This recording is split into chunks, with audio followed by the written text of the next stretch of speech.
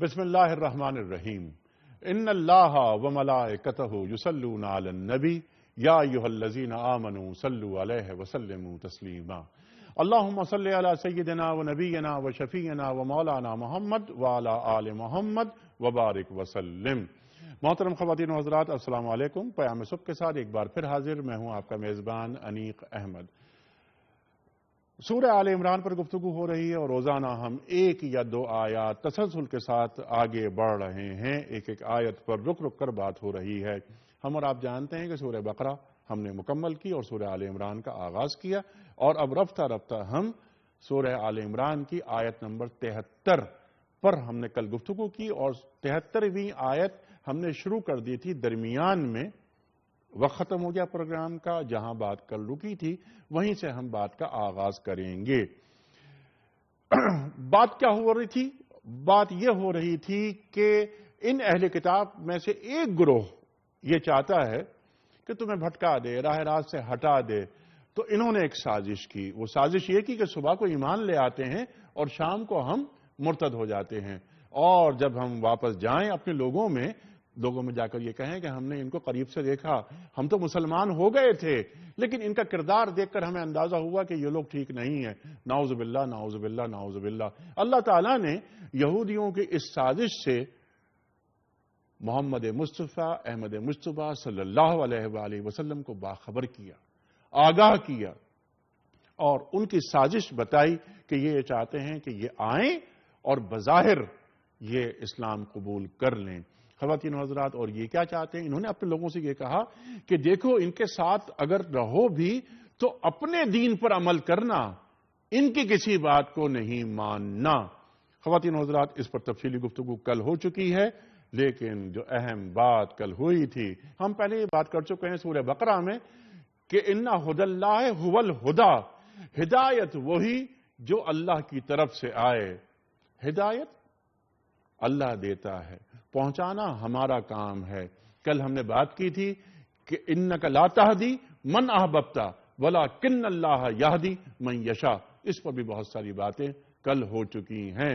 خواتین و حضرات، کل ہم نے ایک سوال یہ رکھا تھا کہ جنہیں ہدایت پہنچ گئی، والذین معہ کی بات ہو رہی ہے، یعنی صحابہ اکرام رضوان اللہ تعالی اجمعین، وہ ولولے، وہ ثابت قدمی، کیا وہ جگہ سے ہٹ سکتے تھے؟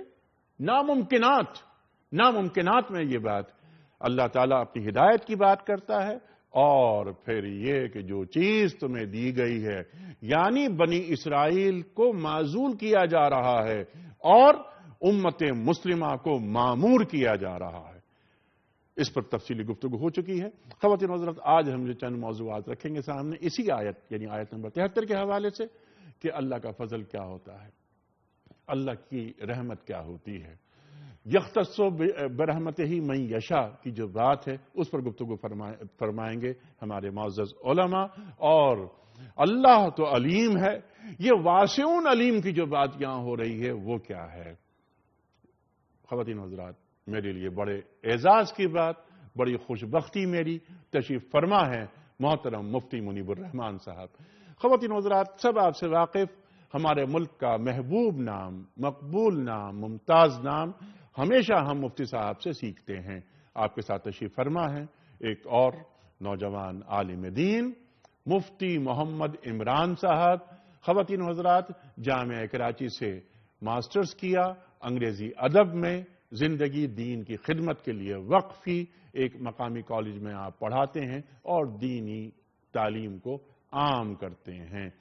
دونوں مہمانوں کو خوش آمدید کہتا ہوا پروگرام کا آغاز کرنا چاہتا ہوں تلاوت قرآن کریم سے، سورہ آل عمران آیت نمبر 73 کا آخری حصہ اور آیت نمبر 74 اعوذ باللہ من الشیطان الرجیم،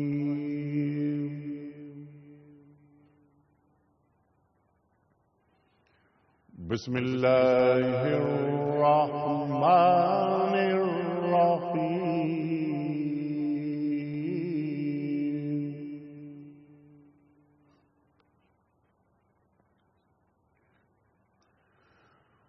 قل إن الفضل بيد الله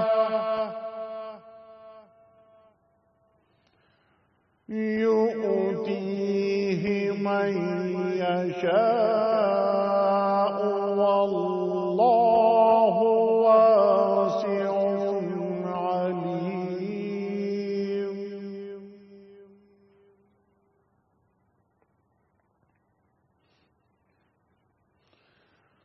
والله واسع عليم يختص برحمته من يشاء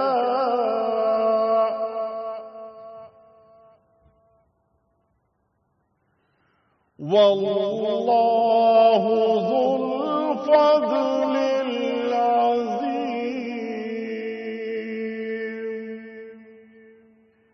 صدق اللہ العظیم. اللہ تعالیٰ فرما رہا ہے کہ اے نبی صلی اللہ علیہ وآلہ وسلم ان سے فرما دیجئے کہ فضل و شرف اللہ کے اختیار میں ہے، جسے چاہے عطا فرمائے. وہ وسیع النظر ہے اور وہ سب کچھ جانتا ہے. اپنی رحمت کے لیے جس کو چاہتا ہے مخصوص کر لیتا ہے اور اس کا فضل بہت بڑا ہے. صدق اللہ العظیم. خواتین و حضرات، اس سے پہلے کہ ہم مفتی صاحب کی خدمت میں رکھیں پہلا سوال ان آیات کے تعلق سے، کل کے پوچھے گئے سوال کا درست جواب اور آج کا سوال. کل کا سوال یہ تھا کہ ان صحابی کا نام بتائیے جن کے متعلق سورہ عبسہ کی ابتدائی آیات نازل ہوئی تھیں. درست جواب حضرت عبداللہ بن ام مکتوم رضی اللہ تعالی عنہ. خواتین و حضرات، آج کا سوال نوٹ فرما لیجئے. جس سال ابرہہ نے خانہ کعبہ پر حملہ کیا اس کو کیا کہتے ہیں؟ عام الحزن یا عام الفیل یا عام الرمادہ؟ صحیح جواب روانہ فرمانے کے لیے ہمارے فون نمبرز 009221343000980 اور 981. ہمارا ای میل ایڈریس ps@dunyatv.tv. ہمارا SMS کا نمبر 3031. مفتی صاحب آغاز آپ سے کر رہے ہیں. آپ کی فرمائیے کہ یہ سورہ آل عمران کی آیت نمبر 73 جس کا آغاز ہم نے کل کیا تھا. اب رفتہ رفتہ ہم آگے بڑھ رہے ہیں. اللہ تعالیٰ کیا فرما رہا ہے یہاں پر، اور فضل سے کیا مراد ہے، رحمت سے کیا مراد ہے؟ فضل، رحمت، دوبارہ فضل. آیت میں ترتیب یوں رکھی گئی ہے، کیا اس کی حکمت؟ بسم اللہ الرحمن الرحیم. الحمد للہ الذی کفا الصلاة والسلام علی عباده الذین اصطفى خصوصا علی حبیبنا وحبیب ربنا الاعلی خاتم الرسل والانبیاء سیدنا و مولانا محمد المصطفیٰ وعلی آلہ وصحبہ اجمعین. میں انیق احمد صاحب سن تو نہیں پایا کہ جو کل آپ حضرات کی گفتگو ہوئی ہے، کیونکہ اس آیہ مبارکہ کو ہمارے جلیل القدر مفسرین کرام نے مشکلات الصعبہ لکھا ہے کہ یہ قرآن مجید کی ان آیات اور مقامات میں سے ہے کہ جن کی تفسیر بیان کرنا اس میں بڑے اشکالات ہیں. علامہ قرطبی نے تو اسے اشکل لکھا، یعنی مشکل ترین لکھا. لہذا اس پر امام رازی نے، علامہ قرطبی نے، علامہ آلوسی نے بڑی تفصیلی بات کی ہے کہ اس میں جو یہ فرمایا کہ وَلَا تُؤْمِنُوا إِلَّا لِمَنْ تَبِعَ دِينَكُمْ قُلْ إِنَّ هُدَى اللَّهِ هُوَ الْهُدَى أَنْ يُؤْتَى أَحَدٌ مِثْلَ مَا أُوتِيتُمْ وَيُحَاجُّوكُمْ عِنْدَ رَبِّكُمْ. یہ کس کا کلام ہے، یہ کس کا قول ہے؟ کیونکہ اس کے بارے میں ایک تو یہ ہے کہ جیسے ہمارے ہاں کوٹ ان کوٹ کہتے ہیں کہ یہ یہود کا وہ قول ہے جسے اللہ عز و جل نے بیان فرمایا، لیکن اس کے بیچ میں ایک جملہ معترضہ قل ان ھدی اللہ ھو الھدی بھی ہے. سبحان اللہ. تو اور یہ بھی ہے کہ یہ مسلمانوں کو یہ حکم دیا گیا ہے. تو اس کی امام رازی نے بھی 3 طرح کی تشریحات کی ہیں، امام قرطبی نے بھی کی ہیں اور ائمہ دین نے بھی کی ہیں.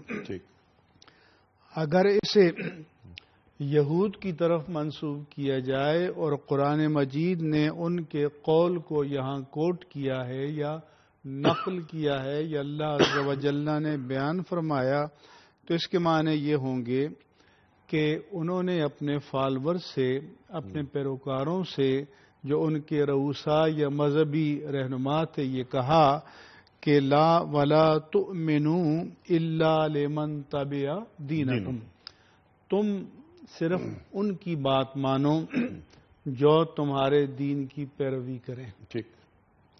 اس میں بھی 2 باتیں ہیں، یا تو یہ ہے کہ صرف اپنے لوگوں کی بات مانو، یا یہ ہے کہ کوئی اور نبی اگر کوئی تعلیم دیتا ہے تو اگر وہ تورات کی تعلیمات کو، شریعت کو مقرر رکھتا ہے، برقرار رکھتا ہے، تو پھر تو اس کی بات کو مانو. اور اگر وہ کسی چینج کی، تبدیلی کی بات کرتا ہے تو پھر اس کو نہ مانو. کیونکہ آگے پھر انہوں نے یہ کہا کہ ان یؤتی احد مثل ما اوتیتم، اس بات کو بالکل نہ مانو کہ جو کمالات یا جو فضل یا جو اعزاز، جو من و سلوہ، جو علم، جو حکمت، جو رسالت، یہ ساری چیزیں جو تمہیں دی گئی ہیں کسی اور کو بھی دی جا سکتی ہیں، تو یہ بات تم نہیں مانو. تو بیچ میں جملہ معترضہ ہے کہ قل ان ھدی اللہ ھو الھدی.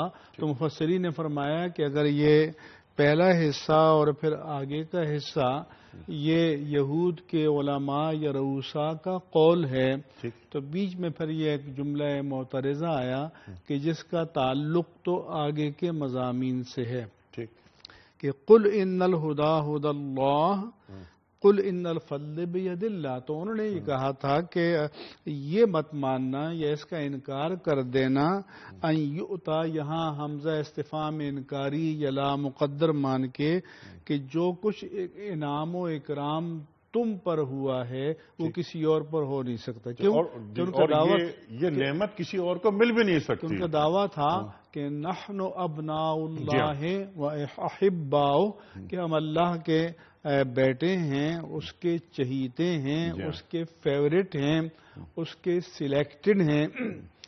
تو اور یہ بھی ان کا دعویٰ تھا کہ جنت ان کے لیے ریزرو ہے، کسی اور کے لیے نہیں ہے. تو لہٰذا اگر کوئی آ کر یہ بتائے کہ یہ چیزیں یا اس سے اچھی چیزیں ہمیں ملی ہیں تو تم اس کو نہ ماننا.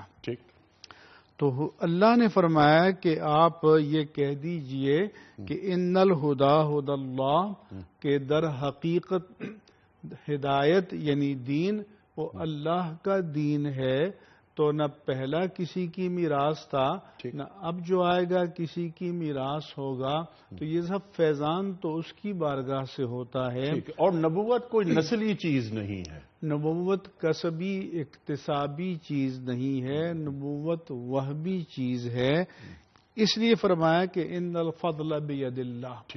اور فضل کی اصطلاح استعمال کی کہ فضل کہتے ہیں سرپلس کو. یعنی یہ نہیں کہ بھی کوئی کہے میرا یہ استحقاق ہے، میں ڈیزرو کرتا ہوں، یہ چیز مجھے ملنی چاہیے. تو نبوت کا تعلق کسی کے ڈیزرو کرنے پر یا کسی کے علم پر یا کسی کی ریاضت پر یا کسی کے مجاہدے پر نہیں ہے. اللہ عالم حیث یجعل رسالتہ، اللہ کو معلوم ہے، اللہ بہتر جانتا ہے کہ اس امانت رسالت کو کہاں تفویض کرے، کس کو یہ امانت دے، کس کو اس اعزاز کا مستحق قرار دے. تو اس کا فیصلہ اللہ نے فرمایا کہ ہم نے کرنا ہے. اس کا مطالبہ کوئی استحقاق کی بنیاد پر نہیں کر سکتا، اور نہ ہی یہ کسی طبقے یا قبیلے یا خاندان کی میراث ہے کہ وہ یہ دعویٰ کرے کہ یہ ہمارے بنی اسرائیل سے باہر تو یہ سارے اعزازات جا ہی نہیں سکتے نہیں. واللہ واسع علیم، اللہ بہت واسع ہے، جتنا تمہیں دیا ہے اس کے خزانے ختم نہیں ہو گئے، اس سے کروڑوں اربوں خربوں درجے کسی اور کو بھی عطا کر سکتا ہے، اور وہ علیم ہے، وہ جانتا ہے کہ کیسے دیا جائے، کون اس امانت کا اہل ہے، کون اس امانت کے حقوق کو ادا کرے گا. تو اللہ تعالیٰ یہ انعامات کسی کی فرمائش پر نہیں دیتا، کسی کی خواہش پر نہیں دیتا، کسی کے مطالبے پر نہیں دیتا. یہ اس کا ڈسکریشن ہے اور یہ اس کا فیصلہ ہے کہ وہ جس کو چاہتا ہے وہ عطا فرماتا ہے. سبحان اللہ سبحان اللہ. بنیادی گفتگو بلکہ جو پچھلا حصہ تھا وہ بھی سامنے کھل کر آیا، اور یہ مشکل ترین جو قرآنی آیات ہیں ان میں سے ایک، جیسا کہ آپ نے فرمایا. اب یہاں بہت ساری باتیں ہیں. واسع علیم کی بھی بات ہوئی ہے، وسعت، وسیع النظر. اچھا، واسع بھی کئی اور جگہ آیا ہے قرآن کریم میں اور مختلف معنوں میں آیا ہے. ایک تو میں وہ بھی سوال رکھوں گا آپ کی خدمت میں. دوسری بات یہ ہے کہ قل ان الفضل بید اللہ، یہاں پر فضل کی بات ہو رہی ہے. جب یہ آیت ختم ہو رہی ہے واللہ ذو الفضل العظیم، وہاں بھی دوبارہ فضل کی بات ہو رہی ہے، لیکن درمیان میں یختص برحمتہ من یشاء، رحمت درمیان میں ہے. کیا یہاں پر رحمت نبوت کے معنوں میں ہے، رسالت کے معنوں میں ہے، ولایت کے معنوں میں ہے، ہدایت کے معنوں میں ہے؟ ارشاد. بسم اللہ الرحمن الرحیم. انیق صاحب، جیسے مفتی صاحب نے بڑی فصیح گفتگو فرمائی اور تمام پہلو اس آیت کریمہ کے حوالے سے بنیادی ہمارے سامنے کھول کر رکھیں. اب دیکھیں، یہ جو فضل کا لفظ ہے، جس طرح مفتی صاحب نے بھی ارشاد فرمایا، اس کے جو لغوی معنی وہ سرپلس کے آتے ہیں، یعنی سم تھنگ ایکسٹرا. ٹھیک ہے جی. تو اس کا مطلب یہ ہوا کہ جس طرح سے یہ بات حضرت نے گفتگو میں بھی فرما دی کہ ریاضات، مجاہدات، ذکر اذکار، خدمت دین جو شخص بھی کرتا ہے، وہ ساری چیزیں اپنی جگہ، اور اس کے بدل کے اندر من جانب اللہ اس کو جو بھی انعامات ملتے ہیں وہ اپنی جگہ موجود ہیں. لیکن منصب نبوت ایک ایسی چیز ہے کہ جس کا تعلق کسبی نہیں ہوتا، یعنی اپنے ایفرٹس کی بنیاد کے اوپر وہ نہیں ملتی، بلکہ ہوتا کیا ہے، یہ اللہ رب العزت کے فضل سے عطا کیا جاتا ہے. تو اللہ رب العزت بیسیکلی اس آیت کریمہ میں، کیونکہ گزشتہ سے پیوستہ جو واقعہ ہمارے سامنے آ رہا تھا، تو گزشتہ واقعہ یہ چل رہا تھا کہ انہوں نے ایک پلاننگ کی تھی، اور اللہ رب العزت نے ان کی پلاننگ کو ڈسکلوز کر دیا تھا کہ یہ مسلمانوں کو کس طرح سے دھوکہ دیں گے. اس طرح سے دھوکہ دیں گے کہ شروع میں اپنے لوگوں کو ان میں داخل کریں گے، اور جب ان کے تعلقات پختہ ہو جائیں گے تو اس کے بعد ان کو وڈرا کروا دیں گے، بیک اسٹیپ پہ لے آئیں گے. نتیجہ کیا ہوگا کہ مسلمانوں کی کمر ٹوٹے گی، ان کے لوگ مایوس ہو کر پیچھے ہٹنے لگیں گے. تو اللہ رب العزت نے اس آیت کریمہ کے بعد اس آیت کریمہ کو رکھا، اور ان کے جو بھی 3 باتیں تھیں، جس طرح مفتی صاحب نے بھی ارشاد فرمائی کہ پہلی بات، انہوں نے اپنے لوگوں کی سائیکالوجیکل، مینٹلی ایک پریپریشن کروائی تھی کہ دیکھو، پہلا کام یہ کرنا کہ جو تمہیں مل گیا اس پر قناعت کرنا، کسی اور کی طرف توجہ نہیں دینا، ایمان اس بات پر رکھنا جو ہم نے تمہیں سکھا دی. نمبر 2، کسی دوسرے کی بات کو نہیں ماننا ہے. نمبر 3، آخرت کا خوف نہیں کرنا، تمہارے خلاف کوئی بھی حجت قائم نہیں ہوگی. اب اللہ رب العزت یہ ارشاد فرما رہے ہیں، ان کو جواب دیا جا رہا ہے کہ دیکھو، یہ جو فضل کی بات ہے، نبوت کا جو منصب ہے، یہ من جانب اللہ ہے. اگر بنی اسرائیل میں انبیاء کی پوری چین چلی آ رہی ہے تو وہ بھی اللہ کے فضل سے آ رہی تھی، اور اب اگر اس نبوت کے تاج کو بنی اسرائیل سے لے کر بنو اسماعیل کے اوپر رکھا جا رہا ہے تو یہ بھی اللہ کے فضل سے ہو رہا ہے. لیکن فضل یہاں پر نبوت کی سینس کے اندر آئے گا کہ سم تھنگ ایکسٹرا جو دی جا رہی ہے اس کا تعلق کسب سے نہیں ہے. ایسا نہیں تھا کہ نبی علیہ الصلوۃ والسلام کی، کیونکہ ان کو سمجھایا جا رہا تھا، دیکھیں نبی تو پیدائشی نبی ہوتا ہے، اور نبی علیہ الصلوۃ والسلام کے بارے میں یہ بات معروف ہے کہ نبی علیہ الصلوۃ والسلام تو از اول سے نبوت کے درجے کے اوپر فائز چلے آ رہے تھے. لیکن جو اہل عرب تھے، جو اس وقت یہود و نصارہ تھے، ان کے اوپر یہ بات کھولی جا رہی ہے کہ دیکھو، ہم نے اس نبی کو جو چنا ہے اس کے لیے ان کو ظاہری پرفارم کرنے کی ضرورت نہیں ہے کہ انہوں نے کوئی ایفرٹس کیے تو آپ کمپیریزن شروع کر دیں، صاحب ہم نے بھی تو ایفرٹس کیے تھے، یا انہوں نے کوئی اچھے کام کیے تو کوئی کھڑا ہو جائے، جی ہم نے بھی اچھے کام کیے تھے. یہاں کمپیریزن کی بات نہیں ہوگی، یہ تو اللہ کی طرف سے اختصاص کر دیا جائے گا، مختص کر دیا جائے گا، سرپلس ایوارڈ دے دیا جائے گا. وہ ایوارڈ دیا گیا نبی علیہ السلام کو، اور پھر آخر کے اندر پھر فضل کا لفظ آیا کہ یہ اللہ کی وسعت ہے، اللہ کے علم کی وسعت ہے، جس کو چاہتا ہے دیتا ہے. بیچ میں جو رحمت کی آپ نے بات فرمائی، اس کا لیکن اس سے پہلے، رحمت سے پہلے، یہاں پر علیم، اللہ تعالیٰ تو علیم ہے ہی ہے، جی کئی بار علیم کا لفظ آیا ہے قرآن کریم میں، واسع علیم. میں چاہتا ہوں ذرا یہ واسع علیم اور علیم کے درمیان جو فرق ہے وہ واضح کر دیں. قرآن کریم، جیسے کہ میں نے انٹرو میں بات کی تھی، قرآن کریم واسع کو کئی معنوں میں استعمال کرتا ہے. بخیل اللہ فراخ دست ہے، وہاں بھی واسع کے معنوں میں آیا ہے. اللہ تعالیٰ کی صفات کو محدود نہ کرو، کیا یہ ان معنوں میں آ رہا ہے ارشاد؟ دیکھیں اس کے اندر اہم بات جو سمجھنے کی ہے وہ یہ ہے کہ ایک تو علیم ہونا ہے، یہ مبالغے کے لیے ہے، ٹھیک ہے نا؟ تو اب علیم تو اللہ ہے ہی، اب وسعت علمی کا مزید اظہار کیا جا رہا ہے کہ دیکھو تمہاری وہ تمام کے تمام افعال اور معاملات جو تم نے آج تک کیے ہیں وہ بھی اللہ کے علم میں ہیں، اور جو تمہارے آئندہ آنے والے لوگ کرنے والے وہ بھی اللہ کے علم میں ہیں. تو اللہ کے علم نے کیونکہ جمی اشیاء کا احاطہ کر رکھا ہے، تو اب اس کی وسعت نظری اور وسعت علمی کے سامنے تمہاری یہ دلائل نہیں چلیں گے کہ ہم نے اتنی خدمات انجام دی، یا ہمارے جو سابقہ لوگ تھے انہوں نے اتنی خدمتیں اللہ کے دین کے لیے کی. اللہ ان تمام باتوں کو جانتا ہے، لیکن کیا کرتا ہے؟ اپنے فضل سے، اپنی رحمت سے جس کو چاہتا ہے وہ اس منصب کے لیے چن لیتا ہے، اور جب اس کا اختصاص کر دیا جاتا ہے تو تم پر پابندی ہے کہ اس کی اطاعت کرو اور اسی کے احکامات کے مطابق اپنی زندگی کو گزارو. سبحان اللہ، سبحان اللہ. یہ ایک اور پہلو یہ کہ اللہ تعالیٰ وسیع النظر ہے. اللہ تعالیٰ تمہاری طرح ایک کوتاہ بھی نہیں ہے. تم محدود کرتے ہو، تم اللہ تعالیٰ کو بخیل سمجھتے ہو، تم اللہ تعالیٰ کو تنگ نظر سمجھتے ہو. اللہ تعالیٰ تمہارے ہر عمل سے واقف ہے. میں چاہتا ہوں ذرا واسع پر مزید روشنی آپ ڈالیجیے. دیکھیں وسعت کے معنی ہیں کشادگی کے. ہمارے ذہن میں تو مادی کشادگی ہوتی ہے، خواہ زمان کے اعتبار سے ہو یا مکان کے اعتبار سے.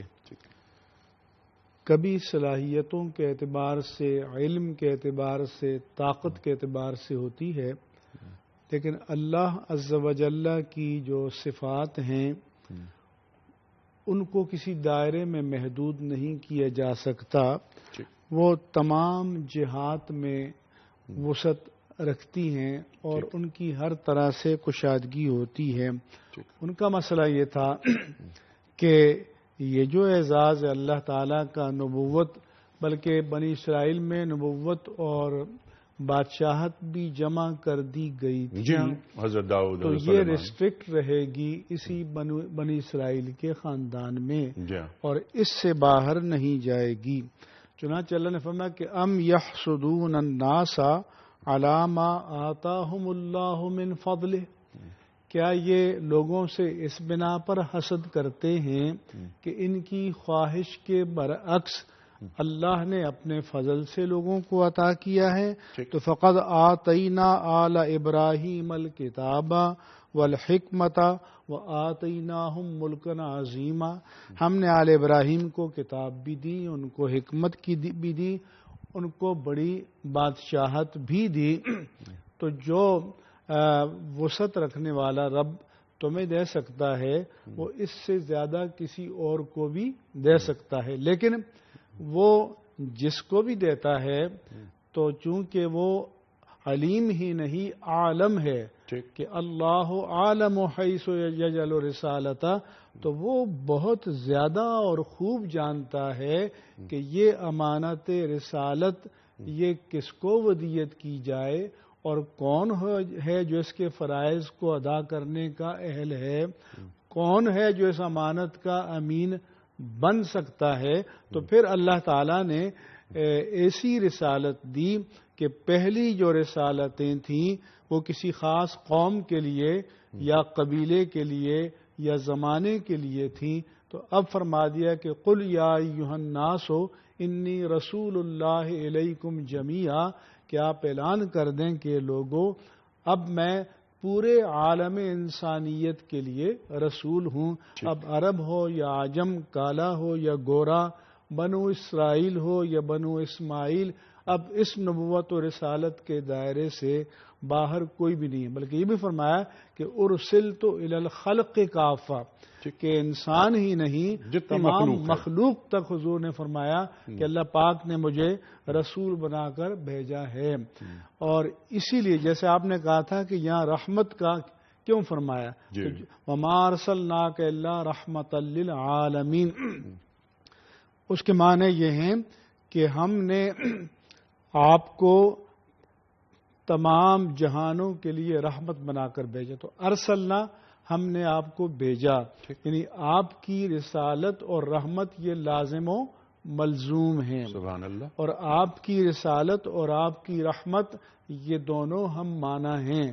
تو لہذا کائنات کے جیسے ہر ذرے کے لیے اللہ تعالیٰ کی ربوبیت ہے کہ الحمدللہ رب العالمین، اتنی ہی وسعت اللہ تعالیٰ نے اپنی نبی کی رسالت کو عطا فرمائی کہ وما ارسلناک الا رحمت للعالمین وبالمؤمنین رؤوف الرحیم. تو چونکہ حضور کے اوصاف میں رحیم ہونا، رأفت اور رحمت شامل ہے، تو اس لیے یہاں سے اشارہ آپ کی رسالت کی طرف بھی ہے کہ اس رحمت عامہ، شاملہ، کاملہ، تامہ اور جامعہ، یہ اللہ تعالیٰ جس کے لیے چاہتا ہے خاص کر دیتا ہے.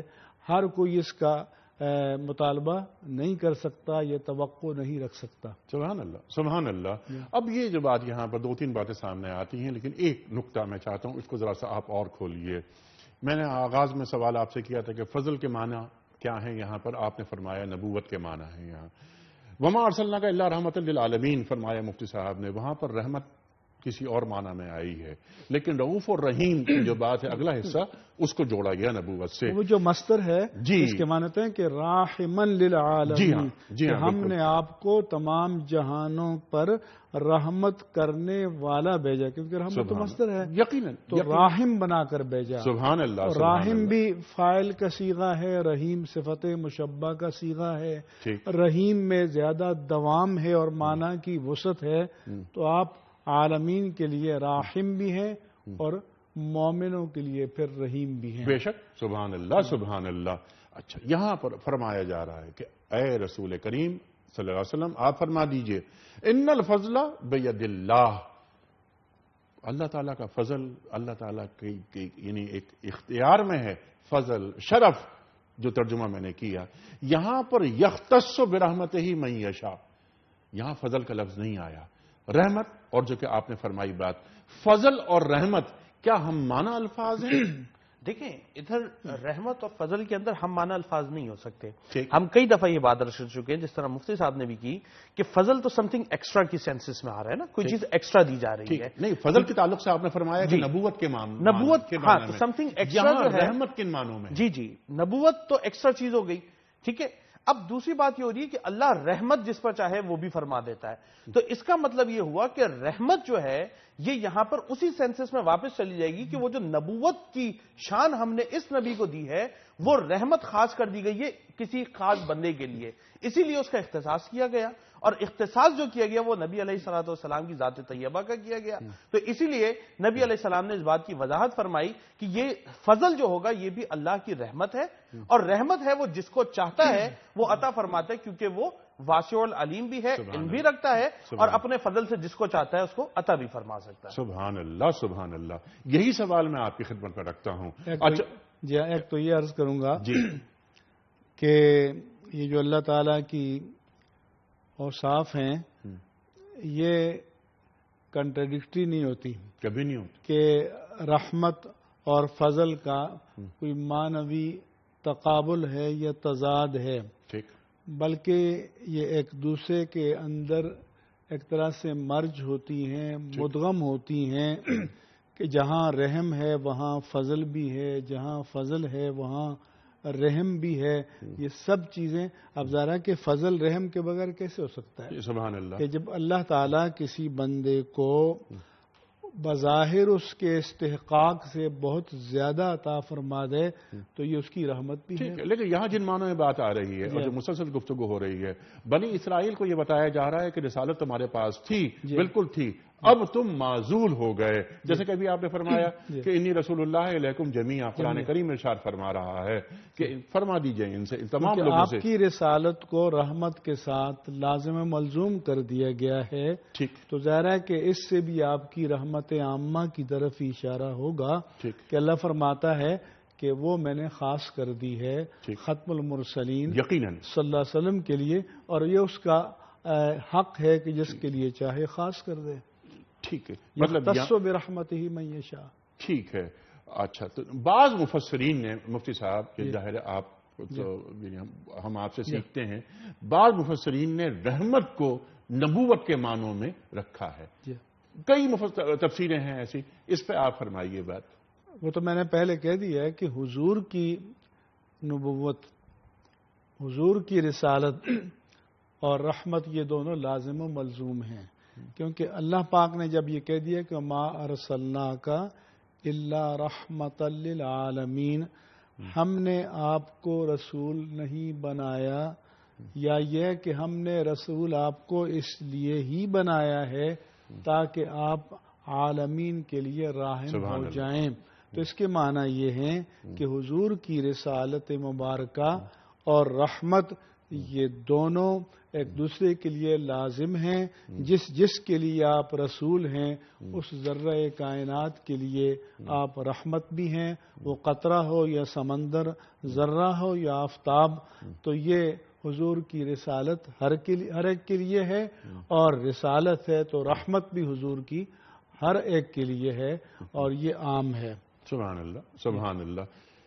میں نے انٹرو میں ایک بات اور کہی تھی، میں چاہتا ہوں اس پر قدر اور کھولیے یہاں پر آپ۔ رحمت کا لفظ ایک مرتبہ آیا ہے، شروع میں بات ہوتی ہے فضل کی، قل ان الفضل بید اللہ کی بات ہو رہی ہے، پھر یہ بات ختم ہو رہی ہے واللہ ذو الفضل العظیم، اللہ کا جو فضل ہے بہت عظیم ہے، اللہ کا فضل تو ہوتا ہی عظیم ہے۔ تو یہاں پر عظیم کی جو معنی ہے، فضل سے شروع کیا، فضل پہ ختم کیا، درمیان میں رکھا اللہ نے رحمت کو، ذرا اس کی کیا حکمتیں ہیں؟ دیکھیں انیق صاحب، یہ تو ایک بلاغت کا قانون ہے کہ جب ہم گفتگو کرتے ہیں اور کسی بات کے اوپر زور ہمیں دینا ہوتا ہے تو اس کی تکرار کی جاتی ہے۔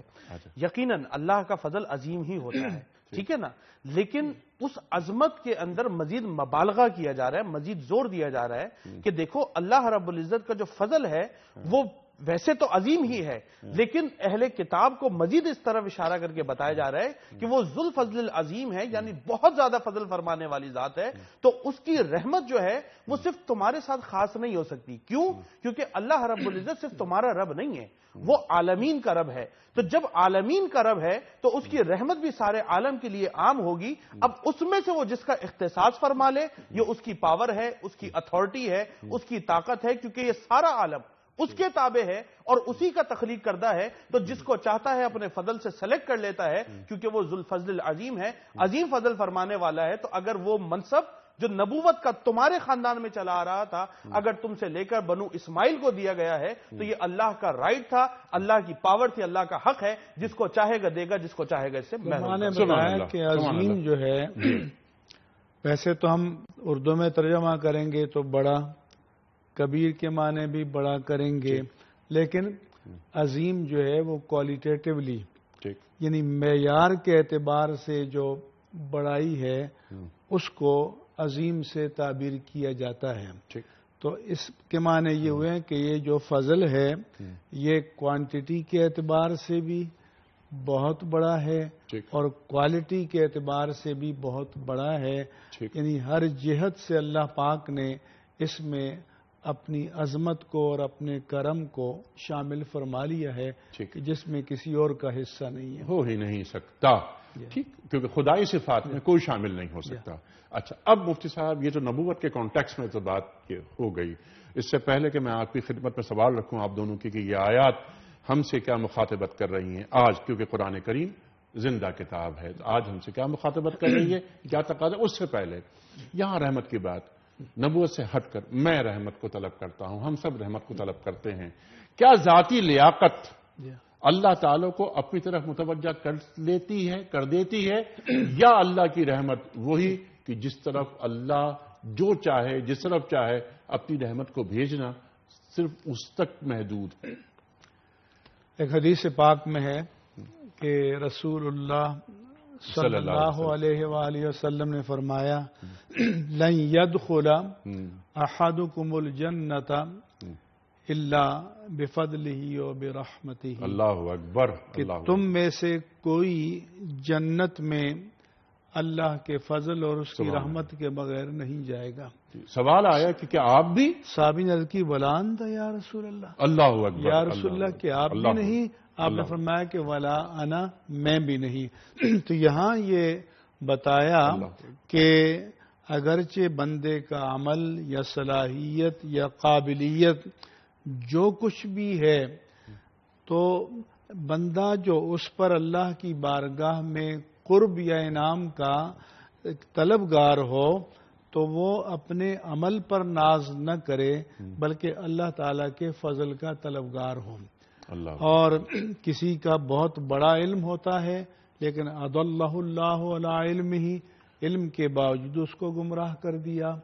اور حضور نے فرمایا کبھی ایسا ہوتا ہے کہ ایک بندہ اتنے نیک کام کرتا ہے اور اتنا صالح ہے کہ دیکھنے والے کہتے ہیں یہ تو سیدھا جنت میں جائے گا، کہ اچانک موت سے پہلے اس سے کوئی ایسا فعل یا کوئی ایسا کفر یا کلمہ سرزد ہو جاتا ہے کہ وہ جنت سے محروم ہو جاتا ہے۔ سبحان اللہ، سبحان اللہ۔ آپ کی بات کو آگے بڑھاتے ہوئے آپ فرما رہے ہیں صلی اللہ علیہ وآلہ وسلم کہ ایک ہاتھ کا فاصلہ ہوتا ہے مومن میں اور جنت میں کہ وہ دوزخ کی طرف چلا جاتا ہے، ایک ہاتھ کا فاصلہ ہوتا ہے جہنم میں اور اس شخص میں تو وہ اس کا رخ جنت کی طرف ہو جاتا ہے۔ دوسرا یہ اللہ ہے اکبر کہ بندہ اگر اپنی تمام توانائیوں کو اور صلاحیتوں کو، علم کو، چاہے وہ فزیکل محنت ہو چاہے انٹلیکچول ہو، خرچ بھی کر دے تو اس نے اپنے پاس سے کیا دیا؟ سبحان اللہ، یہ تو سب کچھ اللہ کا دیا ہوا ہے۔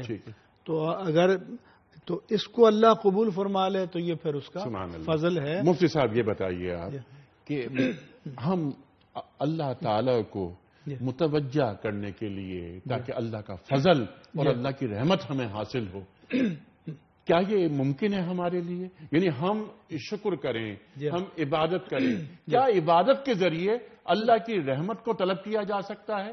جی، اور طریقے کیا ہیں رحمت طلب کرنے کے؟ حضرت شکر کی آپ نے بات کی، جی، حضرت داؤد علیہ السلام کو حکم ہوا کہ اعملوا آل داؤد شکرا، اللہ کہ اے آل داؤد تم شکر کو اپنا شعار، اپنا وتیرہ، اپنا معمول بناؤ۔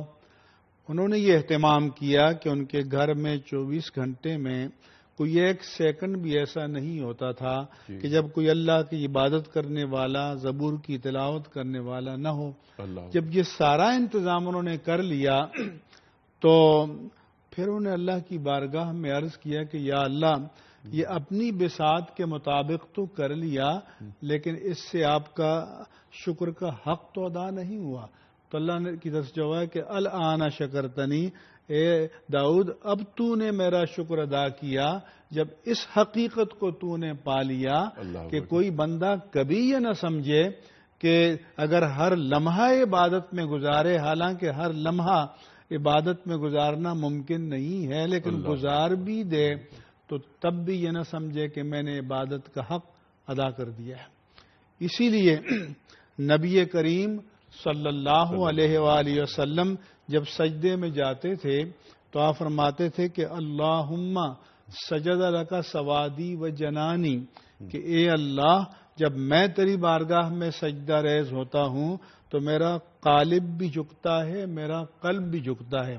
اللہم ابوء بنعمک، اے اللہ میں تیری نعمتوں کا اقرار و اعتراف کرتا ہوں۔ اور پھر فرماتے کہ اعوذ بسخطک من عذابک، اعوذ برضاک من نقمتک، کہ میں تیری ناراضگی سے بچ کر تیری رضا کی پناہ میں آتا ہوں اور تیری عذاب سے بچ کر تیری رحمت کی پناہ میں آتا ہوں۔ یعنی بندہ جب یہ سمجھ لے کہ اس کے لیے کوئی جائے پناہ اور کوئی ملجا اور ماوا اللہ کی ذات کے بغیر، اس کی رحمت کے بغیر، اس کی رضا کے بغیر کچھ بھی نہیں ہو سکتا، تو ظاہر پھر وہ اسی کو ہو کر رہ جائے گا۔ اور یہ بندگی کی معراج اور بندگی کا کمال ہے۔ یہ بندگی کا کمال ہے، شکر ادا کرنا۔ جیسا آپ نے فرمایا، داؤد علیہ السلام فرما رہے ہیں کہ سب کچھ کیا، کوئی ایک سیکنڈ ایسا نہیں ہوا کہ گھر میں عبادت نہ ہو رہی ہو، شکر ادا نہ ہو رہا ہو اللہ کا۔ اے اللہ، ہم تیرا شکر ادا کر ہی نہیں پائے۔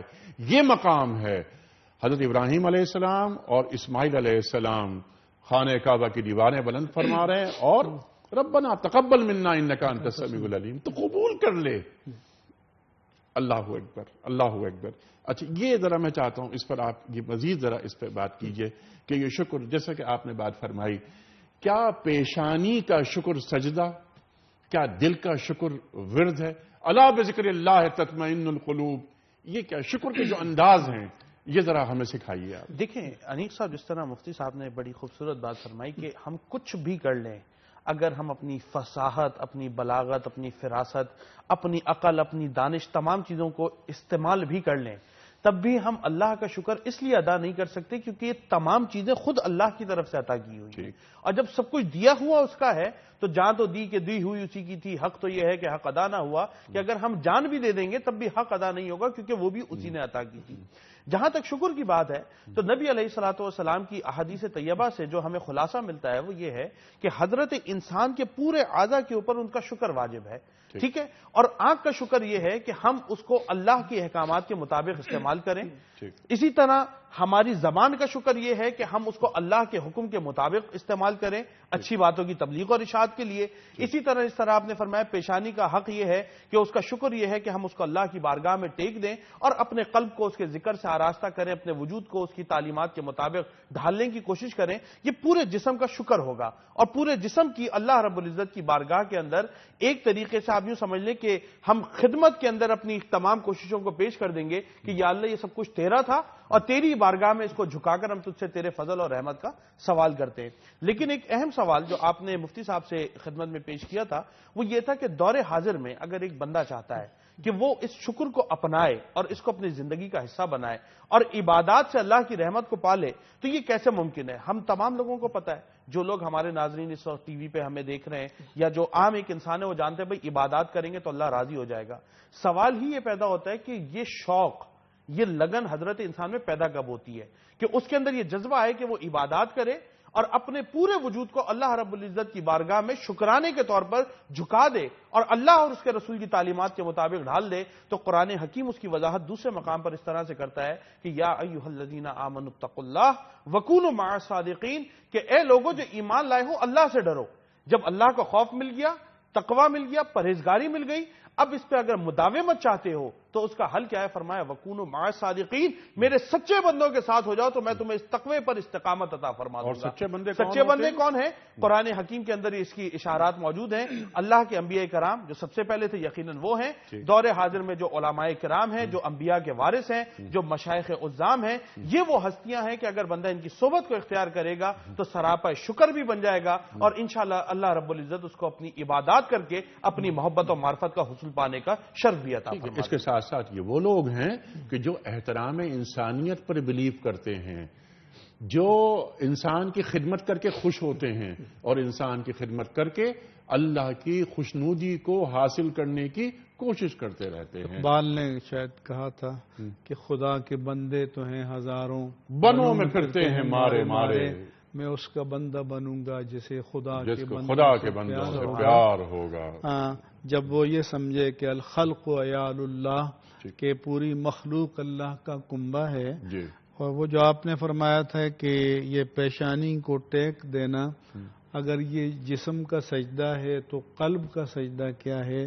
یہ قرآن مجید نے بیان فرمایا کہ قد افلح المؤمنون الذین هم فی صلاتهم خاشعون، کہ وہ مومن فلاح پا گئے کہ جو اپنی نماز میں خشوع کرتے ہیں۔ اس کی تفسیر رسول اللہ صلی اللہ علیہ وآلہ وسلم نے بیان فرمائی کہ ایک شخص نماز پڑھ رہا تھا اور ادھر ادھر دیکھ رہا تھا، یہ جیسے ہم اپنے اعضاء سے کھیل رہے ہوتے ہیں، تو حضور نے فرمایا کہ لو خشع قلبہ لخشعت جوارحہ، اگر اس کا دل یکسو ہوتا اللہ کی بارگاہ میں تو اس کے اعضاء بھی یکسو ہوتے اور کوئی عضو حرکت نہ کرتا اور ہر چیز اسی کی جانب متوجہ ہوتی۔ تو اس لیے قلب پر اللہ تعالیٰ کی جلالت کا طاری ہو جانا اور قلب میں اس کی حضوری کا تصور پیدا ہو جانا کہ میں اپنے خالق کے سامنے بیٹھا ہوں اور اس کے سامنے سجدہ ریز ہوں اور اللہ تعالیٰ کا منتخب بندہ ہوں، کہ اللہ تعالیٰ نے جس شخص کو اپنے لیے سجدہ سجدے کے لیے منتخب کیا میں ان میں شامل ہوں. اللہ تعالیٰ کو تو بعض سجدوں کی ضرورت بھی نہیں ہوتی. وَإِذَا قَامُوا إِلَى الصَّلَاةِ قَامُوا كُسَالَىٰ. قرآن کریم ارشاد یراؤن الناس، تاکہ لوگ دیکھیں کہ میں نمازی ہوں، لوگ مجھے کہیں کہ حاجی صاحب السلام علیکم. اور یہ ایک تکبر تقوی وہ مہمیز وَإِنَّهَا ہو. لَكَبِيرَةً إِلَّا عَلَى الْخَاشِعِينَ، جی کہ نماز پڑھنا بڑا بوجھل لگتا ہے، مشکل لگتا ہے، جی مگر جن کے دل اللہ کے سامنے جھک جائیں اللہ تو اللہ فرماتا ہے کہ نہ صرف یہ کہ نماز پڑھنا مشکل نہیں لگتا، جی. بلکہ جس طرح سے بھوک کے وقت کھانا اور پیاس کے وقت پینا انسان کی طلب بن جاتی ہے، اس طرح سے عبادت بھی انسان کی روح کی طلب اور پیاس اور بھوک بن جاتی ہے.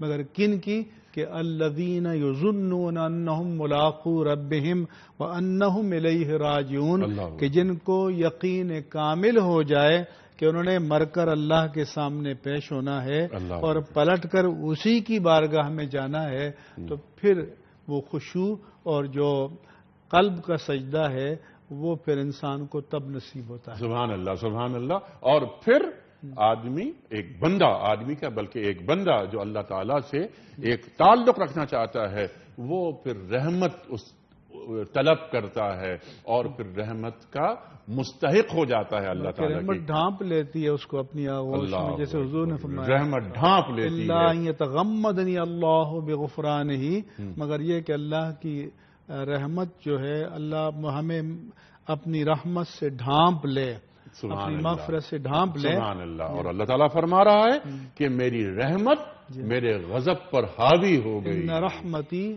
سبقت غضبی، کہ میری رحمت جو ہے میرے غضب پر سبقت لے جاتی ہے. ان رحمتی وسعت کل شیء، کہ میری رحمت ہر چیز پر محیط ہے.